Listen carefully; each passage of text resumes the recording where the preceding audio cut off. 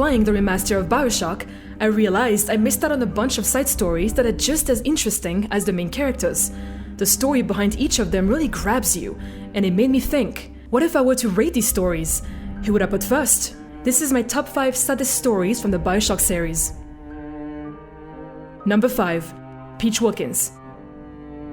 The promise of the Great Chain, Andrew Ryan's name for the new economic structure within Rapture, caught the attention of many people wanting a free market system in which they felt special as a link in the industry. With this in mind, a man named Peach Wilkins sought out to make something of himself working at Fontaine's Fisheries. Feeling like he wasn't living to his full potential, Fontaine promised him and the other workers a way to make a real difference in Rapture. This was the start of Wilkins' smuggling career. Like many of Fontaine's promises, however, he never kept his end of the bargain, keeping 80% of the money from selling contraband items from the surface. Peach himself witnessed many of his fellow smugglers outright refuse to work under these unfair conditions, none of which he ever saw again. The threat of being turned into Ryan and finding many of his friends dead shortly kept Wilkins in Fontaine's pocket.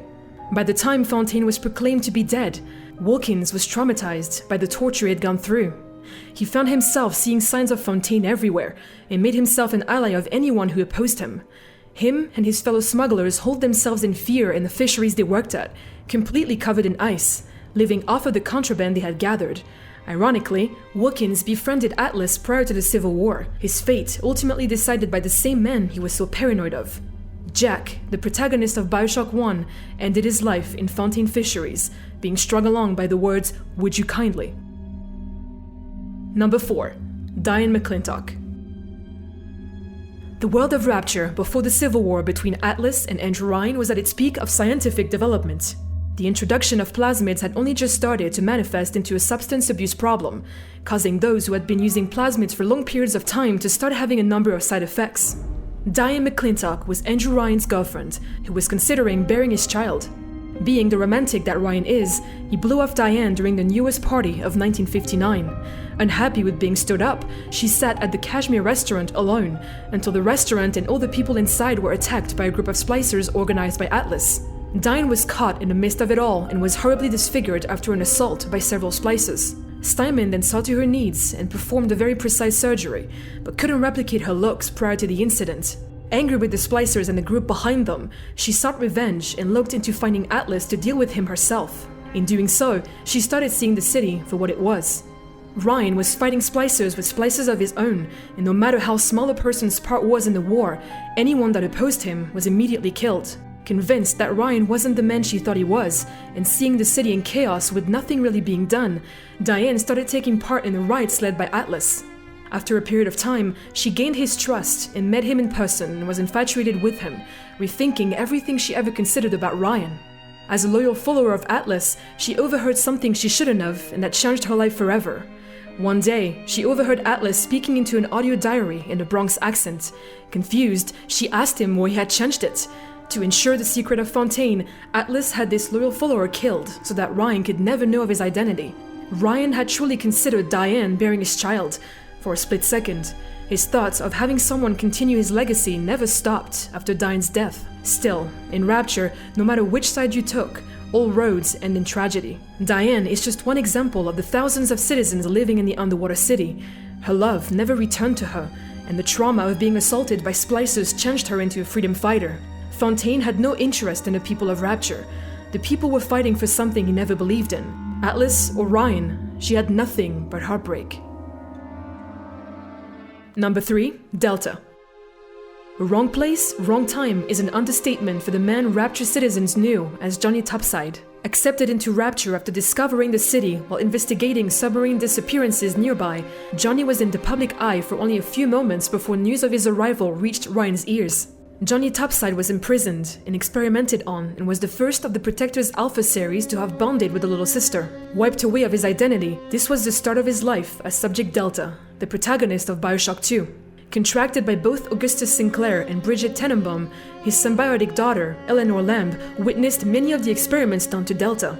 The two were separated from each other after an attack from a group of splicers organized by Eleanor's mother, Sophia Lamb. Using the hypnotized plasmid, she made Delta kill himself in front of Eleanor. In the 10 years without a father, she never forgot what Sophia did to him. She found her father's corpse, extracted his DNA, and used a Vita chamber to bring him back to life. With the help of Tenenbaum, Delta was rid of his psychological conditioning and was awoken to the post-Civil War Rapture, a place unknown to him, filled with the bodies of people he once knew. Delta had but one thing in his mind: find Eleanor. Venturing through the decaying city, Delta found his old contractor, Sinclair, gaining a familiar ally. Throughout the game, you are guided by him and Tenenbaum while uncovering your past. Delta confronts Sophia Lem several times while being guided by Eleanor. Sinclair disappears and you learn that Sophia forcibly made him into another Alpha Series protector, codenamed Omega.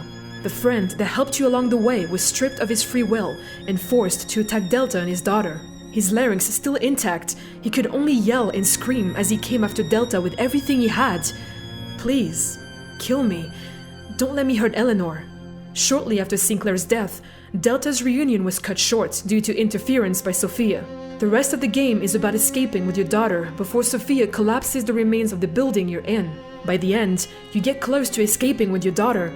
However, Sophia's explosives go off, and Eleanor cannot teleport the two of you in time. Delta suffers through the explosives and is brought to the surface where Eleanor smiles before he dies. She takes his atom and injects it into herself so that even in death, she can always have her father by her side. Number 2. Jasmine Jolene. A girl who aspired to be in the limelight and whose life in Rapture could have easily been unnoticed, if not for one small detail. A dancer and singer for none other than Sander Cohen, Jasmine wanted nothing more than to be noticed and recognized by the artist. As a chorus girl, she tried as hard as she could to get Cohen's attention, but fell short in doing so. She did, however, manage to catch the attention of Andrew Ryan, who at that point was looking for people he deemed worthy of living in his idealistic city. He promised her fame, and sure enough, she got some of it, but not all at once.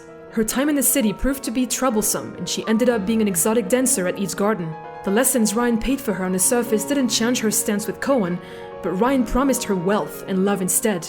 He'd spend his evenings with her, watching as she danced for him, and his reward after leaving the following morning had Jasmine living comfortably in the most expensive suite in Rapture. Her lifestyle changed being Ryan's mistress, but as a result of spending so many nights with him, she discovered she was pregnant with his child. With the best intentions in mind, she wanted to get rid of it discreetly as to not worry her lover or ruin his reputation. Unfortunately for her, Frank Fontaine found out about the pregnancy through his hidden surveillance system set around the city and found exactly what he had been looking for because of it. Jasmine turned to her friend Anna Culpepper for advice and was convinced not to bother Ryan for help in the matter. Fontaine dealt with Jasmine indirectly through Tenenbaum, seemingly buying her out for the child. Ryan found out about the entire ordeal and became furious learning of Fontaine's involvement. Jasmine's last night was spent in bed with Ryan as he beat her to death with a lead pipe. All this over Fontaine's ace in the hole, the man that would be Jack. Number 1. Elizabeth. The story of Elizabeth is a long and convoluted one. The events of Bioshock Infinite surrounding her could easily be mentioned in this video. However, her tale in Burial at Sea tells a much sadder story. After the ending of Infinite, Booker, Elizabeth's friend, ally, and father, accepted his fate and let himself be drowned by his daughter. This caused every Comstock from every reality to never be born into existence, every version but one. Traveling to Rapture to take his alternate self's own daughter away from him, he recreated the events in capturing Elizabeth. However, this time, it was her head that was cut off from the tier he was fleeing into. Mortified by this and overwhelmed by his actions, he sought out Lutece to take him somewhere he could forget what he had done. Before this, he burned the initials of the girl he had killed on his hand. Anna DeWitt was forgotten, but the void of not having a daughter carried with him in the new reality Robert Lutece took him to. With the new name of Booker DeWitt once again, and no memories of the person he once was, Comstock adopted a girl named Sally. And making a career as a detective, his daughter was kidnapped and turned into a little sister. Elizabeth, who had traveled to this alternate Rapture before this, had already been under Sander Cohen's wing, leaving a trail of tears behind her. Once she discovered Booker's career and situation, she jumped at the opportunity to enact her revenge on the would-be Comstock. Thus, the hunt for Sally began, and her final mission was coming to an end. After investigating Fontaine's department store at the bottom of the ocean, the two eventually find Sally, but Elizabeth refuses for Booker to take her. The memories of his time as Comstock are then revealed to him, and as apologetic as he was, Elizabeth rejects him, and he's impaled by a Big Daddy. After that, he turns around and impales her, seemingly ending her life. Saved by the Lutesses, she was overcome with the guilt of involving Sally in her plot and wanted to return to Rapture to save her. The Lutesses warn her, of course, that if she returns to where she died, she would lose all ability to manipulate tears. Despite this, Elizabeth steps back into Rapture, meeting Atlas and being forced into helping him in his coming revolution. Just like Booker, she lost her memory and starts to hallucinate her old friend to keep herself alive. She learns of the origin of her keeper and warden, Songbird, and finds out about Fink and Suchong's communication in order to make vigors in Colombia. All the pieces start to make a clearer picture, that is, until she begins to hallucinate images that she doesn't recognize. Through several quests, she gets everything that Atlas demanded in exchange for Sally, but ended up betrayed and knocked unconscious. It was that very night that Atlas and his group of splicers attacked the Kashmir restaurant that began the civil war with Ryan. Waking up days later, he threatened Sally's life to get his ace in the hole, a term Elizabeth remembered with the help of her hallucination of Booker. With her hallucination seemingly getting worse, she managed to retrieve what Atlas needed. This, however, did not change the fact that Atlas was a liar and a thief, as he held Elizabeth at gunpoint, asking her to explain what the document she brought back means. With images of a lighthouse, a plane crash, and the face of the savior of the Little Sisters in mind, she proudly says the phrase, "Would you kindly?" before Atlas hits her on the head, ending the story of the girl in the tower. With Comstock no longer a threat, and with the assurance of everyone's safety, her death was not in vain. Her actions would set the chain of events that led to Jack coming to Rapture in motion, paying the ultimate price to secure the safety of Sally, the innocent girl she involved in her plan of revenge. Bioshock always hit home for me, and if you saw me during my playthrough of the games on Twitch, you might have caught my eyes watering. There are so many characters that you can relate to, and I'd love to hear about them in the comments down below. Be sure to like this video if you enjoyed it, follow us on Twitter @IllegibleMonster, and I'll see you guys next time.